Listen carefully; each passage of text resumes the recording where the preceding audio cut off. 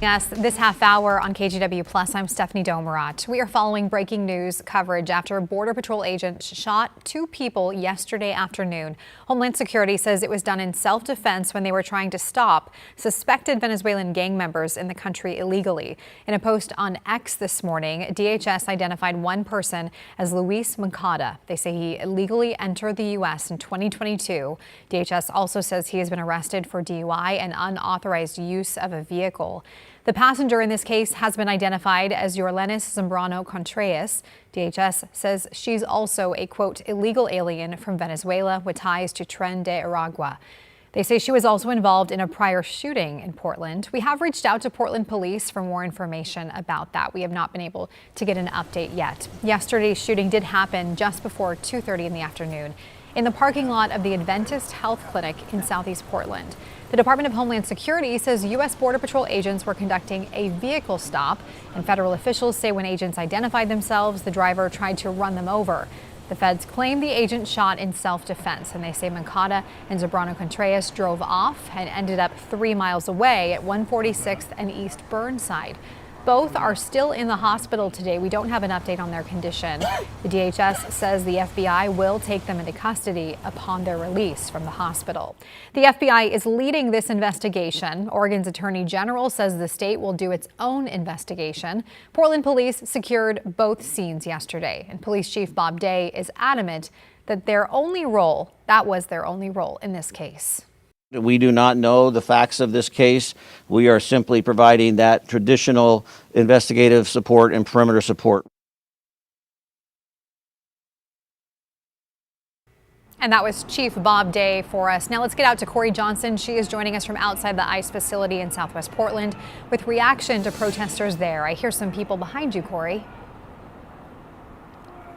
Absolutely, Stephanie. Yes, there are several demonstrators out here this afternoon, over a dozen, and a growing presence the longer we've been out here across the morning hours and into the afternoon. Many people holding signs, shouting when they do see individuals who work inside the ICE facility within side of the gate. Now, many of them tell me that after hearing about last night's shooting, they felt it important to come down to this area and speak up about what they feel is going on. A small group of demonstrators were also here outside the facility late last night. Now, neighbors living near Northeast 146 in Burnside, where the man and woman who were shot were fired up about this incident also. This was a scene last night when police tape surrounded an apartment complex in Northeast Portland, and onlookers surrounded that scene. Now, activists also turned up near Adventist Health on Thursday, telling us they would be out to demonstrate and speak out against the federal agents in the wake of the shooting. Now, that is a similar message we've heard so far this afternoon. I've been avoiding coming down here because I didn't want to add fuel to the fire. I didn't want them to have an excuse to militarize our city. But at a certain point, the anger in me rises up. Felt ill. Felt a pit in my stomach. Just felt awful. And knew I had to double down a little bit on my solidarity. Again, over a dozen people, demonstrators out here with signs this afternoon saying they want to come down here and speak up about what they feel is going on. Many cars, many drivers honking in solidarity as well since we've been here on scene. Now, we'll continue to monitor this situation outside the ICE facility and, of course, keep you updated. Stephanie? All right, Corey, thank you for that update. Portland police say they took 5 people into custody last night on charges including riot, disorderly conduct, and interfering with a police officer.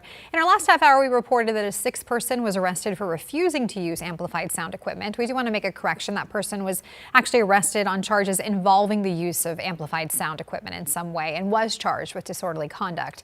A reminder for you, police say they do not engage in immigration enforcement, but they are still responsible for maintaining public safety and enforcing state laws. That includes around the ICE facility. We've also heard from federal lawmakers, including Representative Janelle Bynum and Senator Jeff Merkley. They blame the federal government for being untrustworthy when it comes to immigration enforcement, but also point to Republican lawmakers they say aren't putting enough pressure on the White House and holding the Trump administration accountable. Well, unfortunately, we don't have enough tools. What we do have are oversight hearings but my Republican colleagues in the House and Senate, who are in the majority and therefore can decide what hearings are held, have been extremely reluctant to hold oversight hearings. And when they have been held, we get very little honest conversation about the challenges we're facing and the conduct. We need to call BS when we see it, which is what we're doing now, and we need to make sure that we continue to press for comprehensive immigration policy and do not fall for this trickery that is masquerading as law enforcement when we know that it is state-sanctioned terrorism. Well, Senator Jeff Merkley also says he is postponing town halls that were scheduled today in Yamhill, Polk, and Marion County so that he can be present in Portland while the shooting investigation continues. As a reminder, the official line from Homeland Security is that this was a planned, targeted operation going after suspected Venezuelan gang members and their associates. Though at this point, they have not offered any evidence the people who were shot are connected with Tren de Aragua gang. Now, in the past, members have been linked to drug smuggling, prostitution, and extortion. And under the Biden administration, the gang was listed as a transnational criminal organization. Then last year, the Trump administration labeled it a foreign terrorist organization and ordered the deportation of alleged members. In September, authorities say 11 members were killed during airstrikes on boats while allegedly smuggling drugs to the U.S. and international waters. Again, the Homeland Security says the people were shot and injured. A man and woman in their 30s were affiliated with that gang. And stay with KGW for the latest on this rapidly developing story. We will have continuing on-air coverage of the incident starting at 4 o'clock this afternoon. We also expect a press conference from Portland Police Bureau sometime this afternoon. We will stream that for you as well. And you can also get updates on our website at kgw.com or on our free app, which you're watching right now, KGW Plus. Let's take a look outside now and give you the view. A little bit of sun coming through for us. This is the view today here in Salem. Let's bring in Chris McGinnis with a look at that weather. How long will we stay dry, Chris? At least today and most of tomorrow, unless you're heading to the beach. I do have at least a slight rain chance at the coast tomorrow afternoon, and then that works its way into the valley as we get into Sunday. We'll talk about that in a minute. To Stephanie's point, yeah, it is nice to see some sun. There's the live look from the Springs to the waterfront. Up in Vancouver, you see Mount Hood off in the distance and a high, thin, milky white overcast over the river right now. It's 44 degrees at Pearson Airfield. That cloud cover a little thicker out towards the Reserve Golf Course and Vineyard out in Aloha, currently 44 there as well. Beaming Mount Hood, buried under that fresh cloak of almost 4 feet of snow in the last 4 or 5 days up there. That's from the Dalles.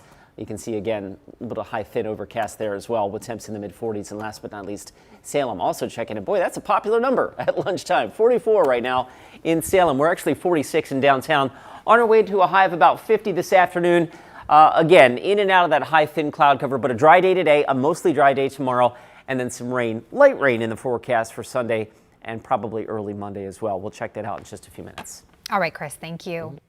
Coming up after the break, a warning from one Oregon couple whose son was badly injured by his Christmas toy. When you see your kid hurt that bad, it's tough. How the popular gift resulted in a trip to the hospital for third-degree burns when we come back. The KGW Plus TV app, streaming 24/7. Local news from the team you trust on your time. Track how the weather will impact your day. Certainly becoming increasingly hazardous. Extended, continuous coverage of breaking news, live from the scene. That snowpack is still heavy. Go deeper with in-depth interviews and exclusive reporting. All the local news you need, live or on demand. KGW Plus. Download on your TV and watch for free.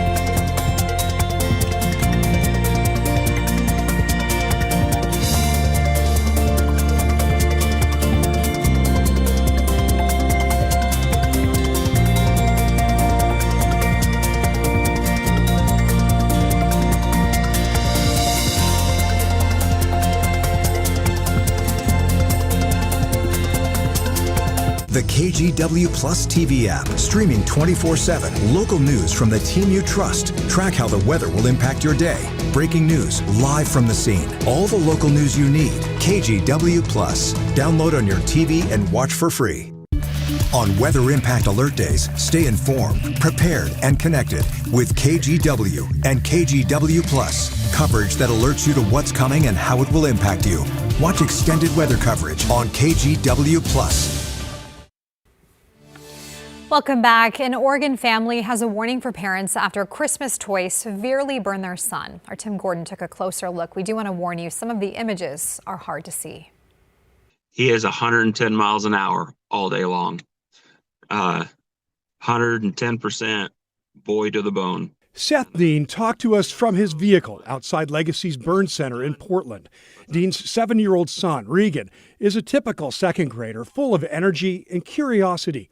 That curiosity got him into a bad situation on Christmas Day. And when I got to him, he said, "Get this off me. It burns, it burns." Then my wife came around the corner and saw what was going on. And she's like, "We're going to the hospital." And we went. Despite warnings against it on the box and from his parents, Regan put the popular Nido Nice Cube toy in the microwave for a minute to make it more pliable. When he picked it up and squeezed it, it exploded hot gel, causing third-degree burns on his chest, down his abdomen, and other spots on his body. We just don't want this to happen to anybody else's kid. Because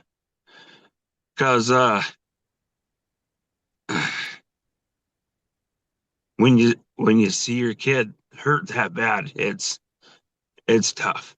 The toy company describes the Nido Nice Cube as soothing for kids. Body heat warms it up to make it softer. I got my handy dandy skizzers. Should I just But some social media influencers have taken to experimenting with the cubes, here opening one up, and others putting them in the microwave. We found 2 other instances of kids being burned by doing the same thing. There's things they see on social media that, we don't always see.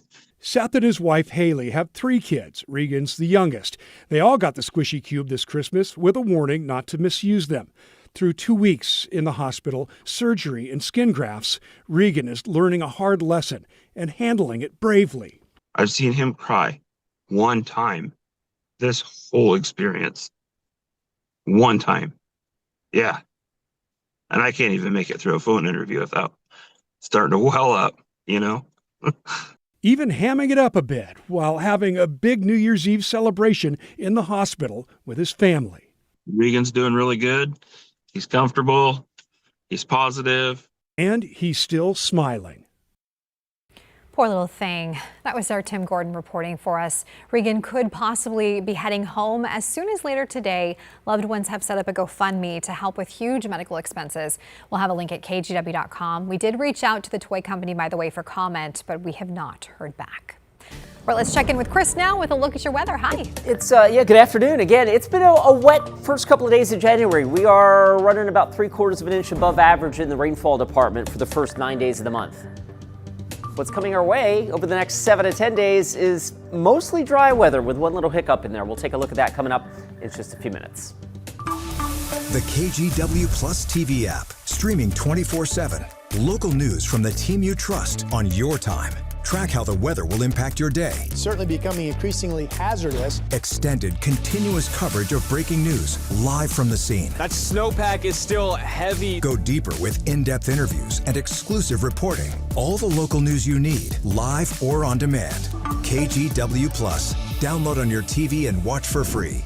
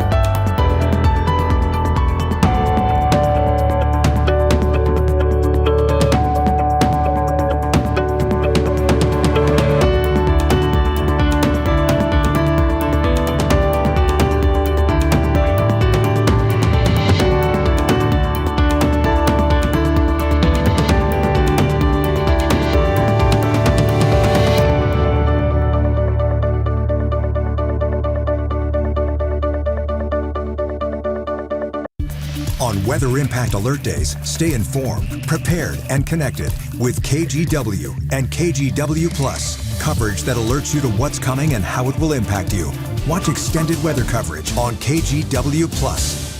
The KGW Plus TV app, streaming 24/7. Local news from the team you trust. Track how the weather will impact your day. Breaking news live from the scene. All the local news you need. KGW Plus. Download on your TV and watch for free. All right, a little bit of sunshine peeking through for us here and It's there. trying. We've got that real high, thin overcast. It's the kind where you'd call it sunny, but it's not really, you know what I mean? Like a filtered sun. Exactly. There you Yeah. go. I like to use that term. After days of some wet weather, right? So the first 8-9 days of the month, we picked up more than 2 inches of rain at PDX, which puts us almost, 3/4 of an inch to the good side here of average, right? Since January 1st. The point is it's been a wet December for sure and a wet start to the new year. Now, fast forward as we go into the middle of the month here. This is the outlook from the Climate Prediction Center for January 16th through the 22nd, and it skews pretty heavily towards a chance of below normal precipitation. That doesn't mean completely dry, but between now and let's say the 20th or so, it doesn't look like we have more than maybe 1 or 2 chances of precipitation in the forecast, one of those being this weekend, and I'll show you that in a second. There's that milky white, high, thin overcast, the kind that Stephanie mentioned filters out the sun there from our Salem sky camera. In fact, it's really high up, so the observation at the airport's actually clear, below 10,000 feet anyway. It's 44 last check in Salem. We've got a little bit of blue sky over downtown. Right now it's 44 degrees at the airport as well. That is crystal clear blue sky up above a snow-capped Mount Hood. It is really nice to see that just buried under about 4 feet of fresh snow this week. Unfortunately, that's about the only snow we're going to see here in the next little while, so definitely encourage folks to get up and enjoy it. But boy, that's a really pretty shot right now from Timberline. And the coast out towards the Chinook Winds Casino Resort, Cameron, Lincoln City. Again, you can see some high, thin clouds there as well. 48 right now at the beach. All right, satellite imagery again showing that wave of cloud cover passing overhead. Very thin stuff. 43 in Hillsborough, 45 in Beaverton, and we hop over the Cascades right now. Beaverton checking it, or not Beaverton.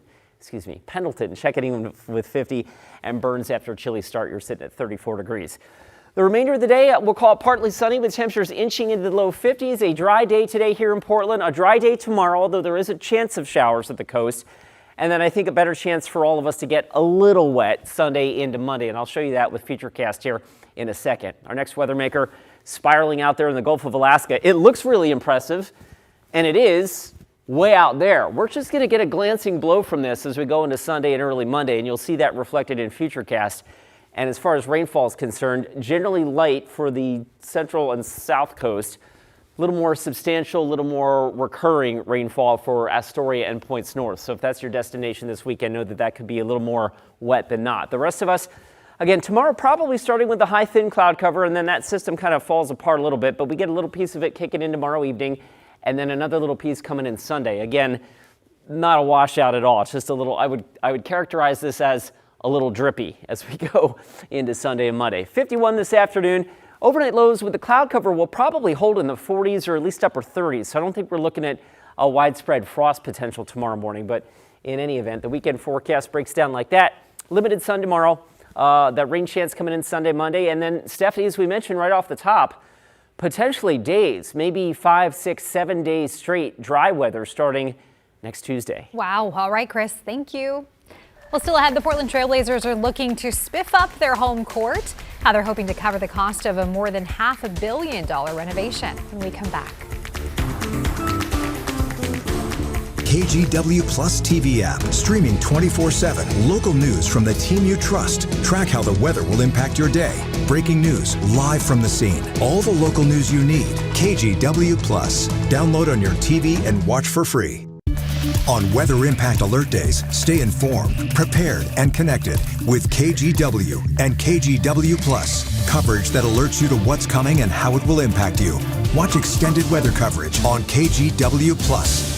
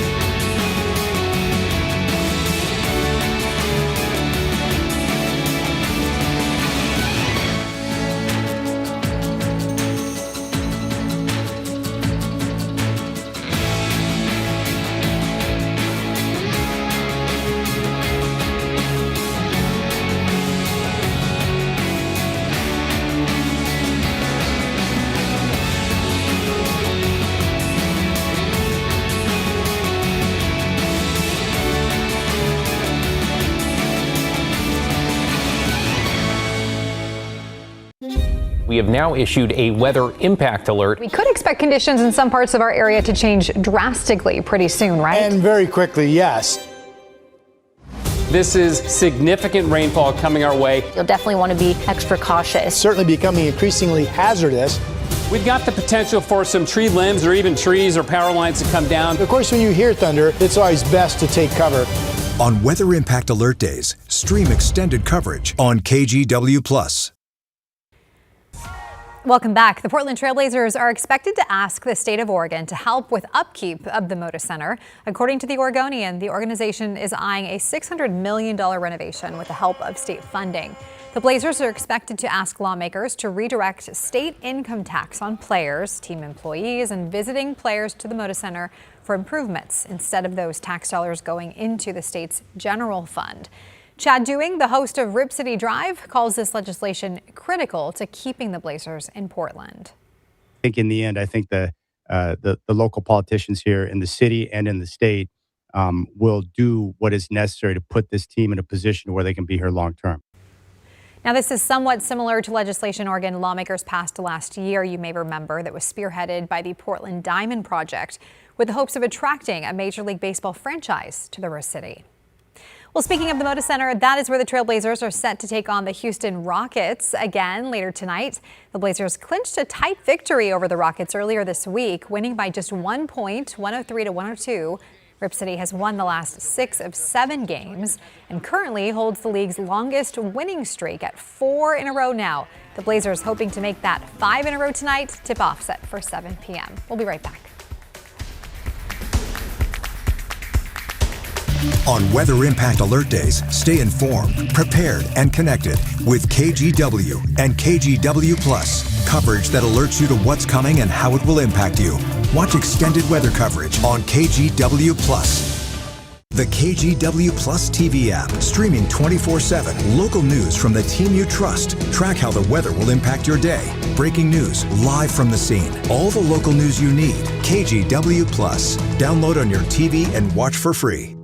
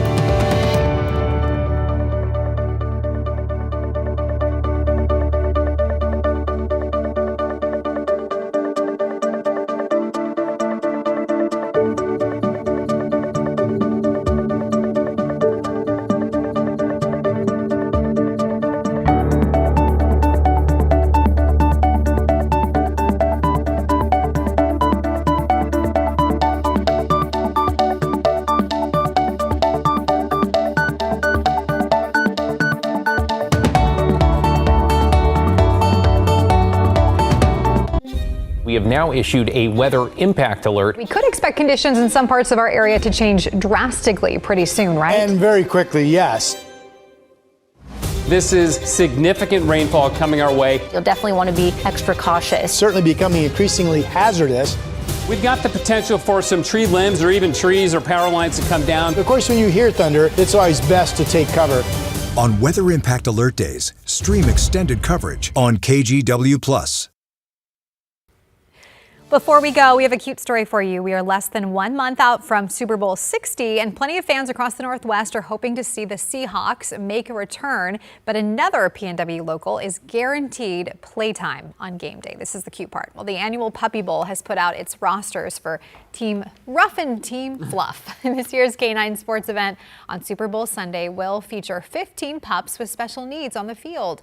Also, a special exhibition game will spotlight senior dogs, right? Available for adoption. So this is Team Oldies versus Team Goldies. Oh, a Goldie, I was thinking, I'm not sure, but it sounds cute.